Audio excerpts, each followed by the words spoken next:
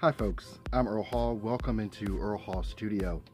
This subject that I'm going to be talking about today, you making your own voiceover demo, is more than controversial in some circles, but definitely necessary specifically for you.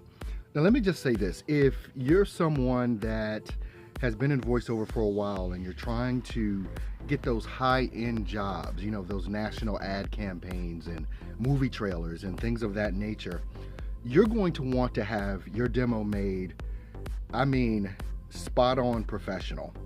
It's going to have to be a high-end production. It's going to have to be something that is going to capture the attention of those high-end buyers of voiceover services, whether you're in the union or whether you're not in the union. But here's the thing. What if you're a brand new voiceover artist or someone that hasn't been in for that long and you need a demo? Do you have $1,500 to $3,000 to have a professional demo made? That's number one. Can you afford a demo? Depending on the type of voiceover work that you're doing,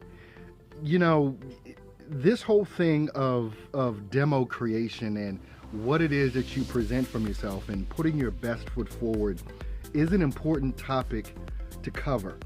But when you're just starting out, how the hell do you start out and get a high-end professional quality demo made?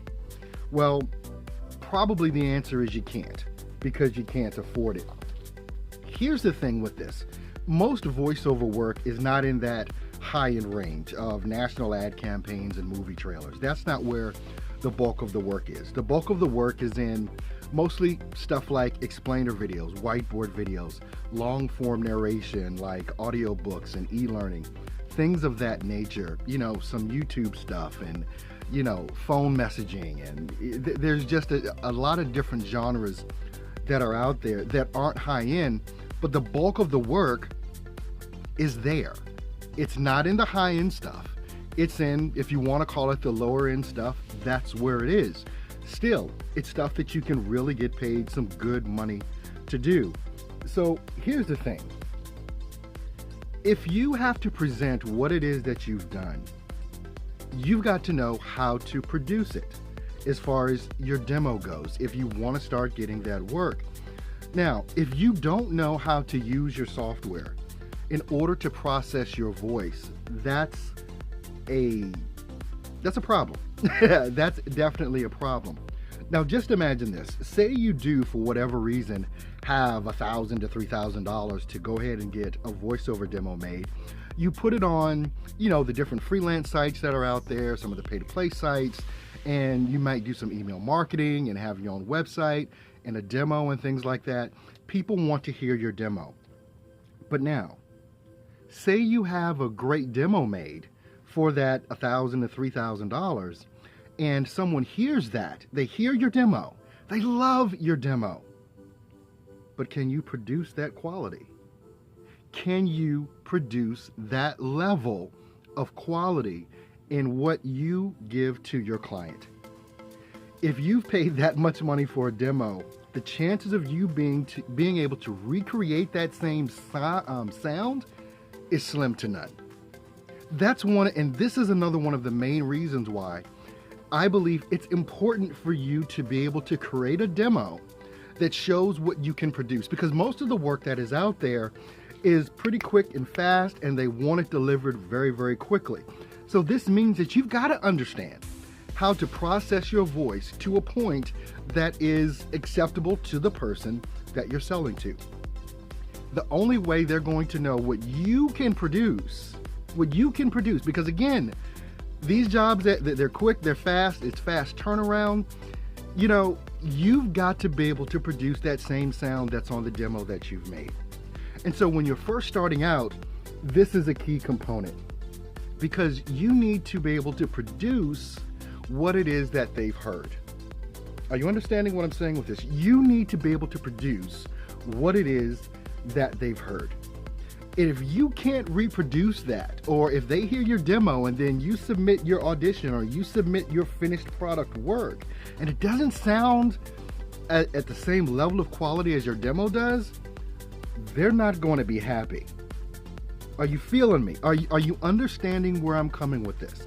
The great thing about voiceover today is that most of us have our own home studios, and we're able to deliver those jobs pretty quickly, pretty rapidly for the clients that we garner, whether it's on a freelance site, whether it's, you do email marketing, or however it is that you gain your clients.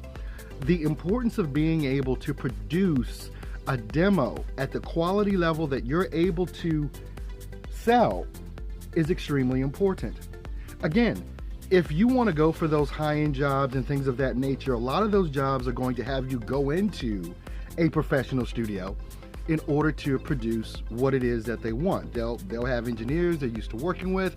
They'll send you into a studio in your city, and boom, you're done. You don't have to worry about a mic. You don't have to worry about processing.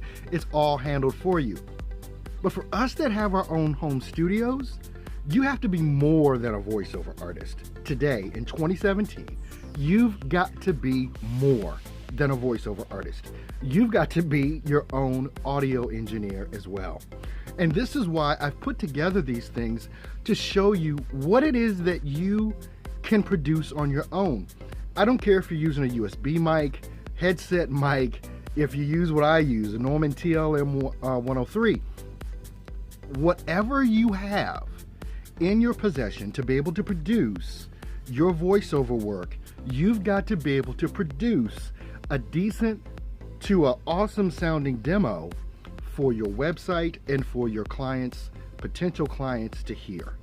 Now here's the thing, a lot of times when you're producing your own voiceover stuff, in this particular case we're talking about your voiceover demo, there's music behind it, and if you understand how to do all of that and put the levels right and everything else, that's one thing. It's a little bit forgiving. It can be a little bit to a lot forgiving because you've got background music involved in it. But let's say you're doing something for an e-learning project, or let's say you're doing something for an audiobook or some corporate narration. It's just you, your voice, period. And if you send over a file an audio file that has a bunch of echoing in the background because you're not in a treated space, or you have a subpar $30 microphone, it's going to show forth in your work. Now, even if you don't have the best microphone, if you've got a decent recording space and you've got decent skills with knowing how to process your voice, it's going to get you over. And you're going to be able to book those jobs from the freelance sites and even through your email marketing. But the thing is, you've got to be able to produce it on your own. I firmly believe this. Whatever you can produce in your studio, that has to be the footprint. That has to be the footprint and the example of what it is that you can produce. Because if you produce or have someone else produce a high-end voiceover demo for you and you can't reproduce that same sound, you might book some jobs, but you will immediately lose them when you send them your finished product if you don't completely understand how to use the software that you have, how to use the plugins that help process your voice and edit your voice and all those types of things. So this is why I've produced what it is that I've produced as far as this course goes, to help you get to the point where you can produce a very good sounding demo right from your own home studio, because that is what you need. When you do that and you start booking jobs, you can start getting better equipment. You can start booking better gigs because you're getting better at being not only, again, the voiceover artist, but in today's age that we live in, where we need to do things right in-house, you need to be able to produce demo and finished products to the level that you can do it. I kind of consider having that professional demo made almost a lie, unless all you're doing is going into someone else's studio in order to record. If you're in-house, if you have your own home studio and you're producing work from there, you need to produce and have something very good sounding in regards to you putting together your own voiceover demo. I encourage you to take a look at the course and go for it, because this is what's needed. Once again, my name is Earl Hall, and this is Earl Hall Studio, and I wish you the best of luck. You can do it.